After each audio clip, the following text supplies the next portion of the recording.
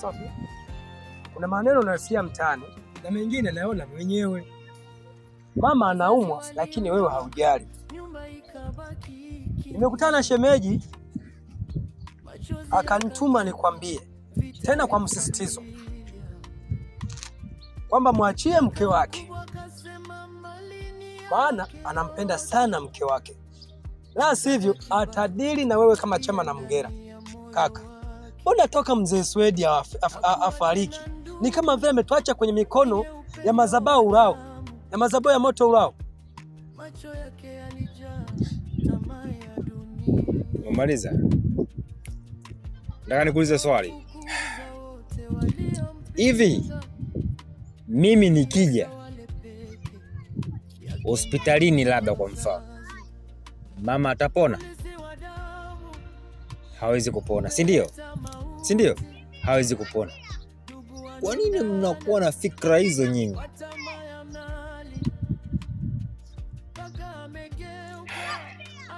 Kama mimi ndo mkubwa wenu,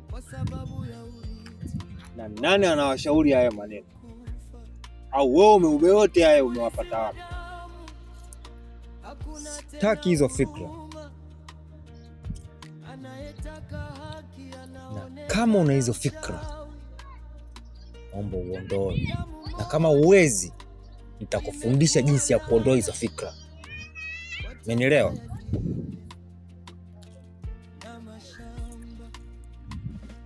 Hamtoweza kunipata. Na sintoacha mtu. Au si? Yeah. Kwa sababu hiyo ipo wazi, sintoacha mtu.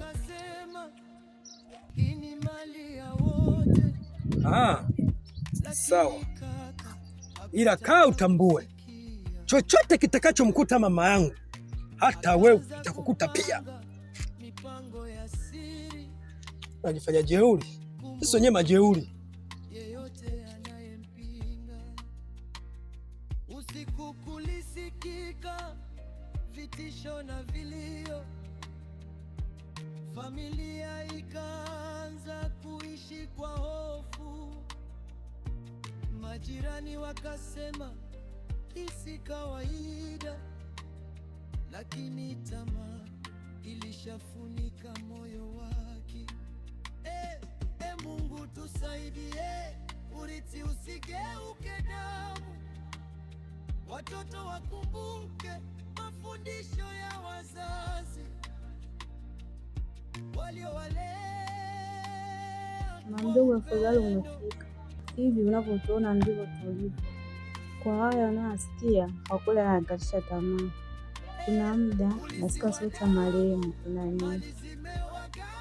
Kila nikimwambia kaka juu ya haya yanayoendelea, kaka anaonyesha ajali kabisa. Na mdogo, nasaidiaje mimi kwa hili?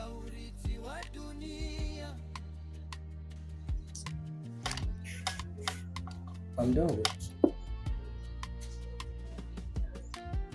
kiukweli uhalisia ndio kama alivyokwambia dada. Inajidhihirisha wazi kuwa huyu ndio madhabahu ya moto urao.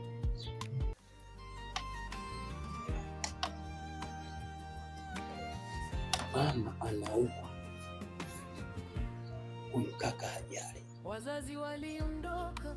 Mara kibao sana ameshapewa taarifa juu ya hali ya mama, lakini kaka hajali kabisa. Tunahangaika wenyewe, mimi na mdogo wangu huyu, kwa maana hali ya mama. Kwa nini kila muda yeye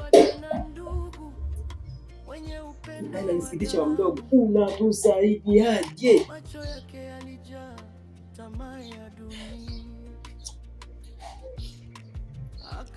Kiukweli na mimi hali inanisikitisha sana, kwa sababu hatuna ushirikiano baina ya ndugu.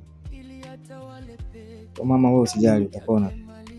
Mimi naona wanangu mnahangaika, wengine hawajali. Kwa hiyo msigombane, Mungu atasaidia, hamna shida.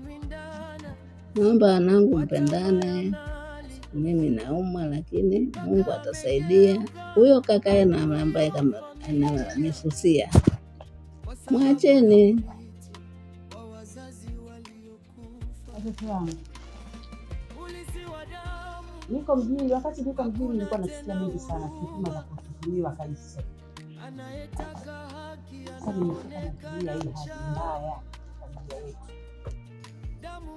hivi. Ni kwa nini anatajwa huyu tu na yeye, japokuwa ni kaka mkubwa, hatambui ukubwa wake? Kweli mama anauma, anashindwa kukanyaga? Kwa kweli siamini haya ninayosikia. Nilikuwa siamini kabisa, sasa najionea. Au ndio hayo mnayoniambia, sasa najionea.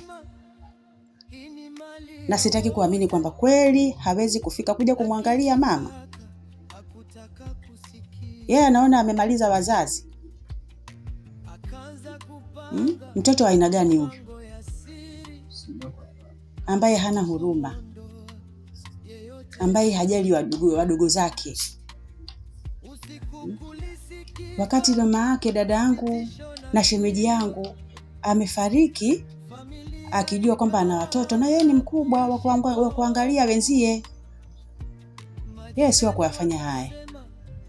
Na ni kwa nini ashutumiwe mambo kama hayo? Kwa kweli inasikitisha watoto wangu. Mimi nimechanganyikiwa watoto wangu, hata sijui nifanye nini mimi na huyu mtoto. Wewe Kaisi mwanangu, kwa nini kila mtu anakulalamikia wewe? Kwa nini shutuma zinazokuja ni mbaya mno? Kwa nini Kaisi? Haya yanayoendelea ni kweli wewe unayafanya? Na kama huyafanyi, kwa nini hujakanyaga kuja kumuona mama yako hata siku moja? Kwa nini unaachia wadogo zako wakiwa wadogo? Wewe ni mkubwa. Hivi ni kwa nini Kaisi? Ni tabia gani hii? Kiukweli mama mdogo, hii familia inaonekana kama vile mimi nimetea kwa. Hii familia inaonekana kama mimi nimejitenga. Kwanza wakumbuke mimi ni mkubwa wa hii familia. Umeelewa mdogo? Mimi ni mkubwa wa hii familia. Sasa hayo mambo ya yote ya ushiriki kwamba mimi mtoto ulao, yote yanatokea wapi? Lakini mamdogo, mimi sihusiki na chochote, ila kama umeamua kujiunga na wadogo zangu na hii familia, sitoacha mtu. Hiyo niko clear, sitoacha mtu.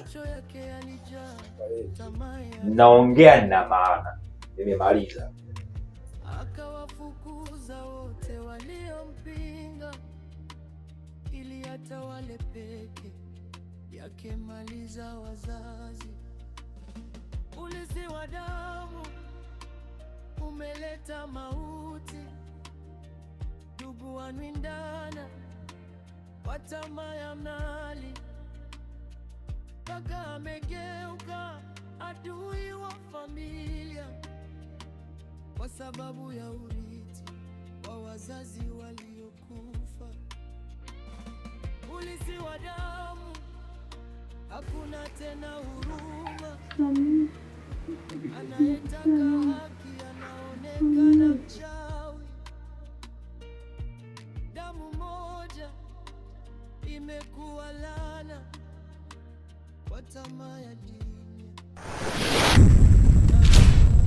Sasa leo ndio mwisho wa maisha yako. Samehe, sirudi tena. Kwani nimekukosea nini? Sina desturi ya kumsamehe mtu, ila ngoja nikusamehe. Wazazi waliondoka, nyumba ikabaki kimya, machozi yakageuka vita vya familia. Kaka msema malini yake yote, Dada Kibaki nalia ndani ya moyo wake. Hakuwa tena ndugu wenye upendo wa damu. Macho yake yalijaa tamaa ya dunia. Akawafukuza wote waliompinga ili atawale peke yake maliza wazazi. Afadhali nimekuona, maana mguu ulikuwa unakuja kwako. Kwa kuja kwangu? Kwako wewe ndio. Hivi unafahamu nini kuhusu mkeo? Sina habari, ndio nilikuwa nenda nyumbani. Una habari? Yeah. Nimekutana na mkeo maeneo ya makaburini kule. Na sio aenda kufanya nini? Alafu kama mtu aliyechanganyikiwa hivi. Kaburini? Ndio. Mke wangu mimi? Mke wako ndio. Unafanyaje? Sijajua afanya nini, kama mtu ambaye aliyechanganyikiwa hivi. Ngoja nimwache. Wewe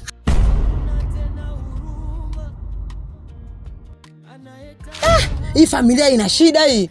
Bwana mimi nilikuwa single mwenzangu. Damu moja imekuwa laana kwa tamaa ya dunia na mashamba.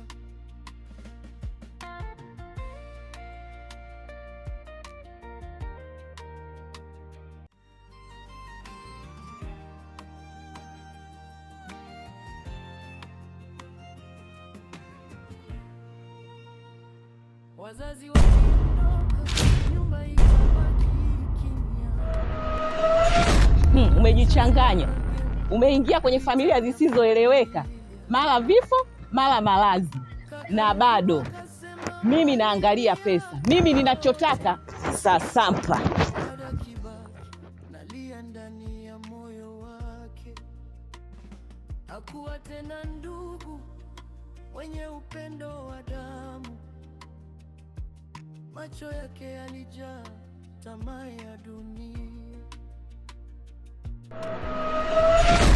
Kuuza wote waliompinga ili atawale peke yake maliza wazazi. Ulisi wa damu umeleta mauti. Ndugu wanwindana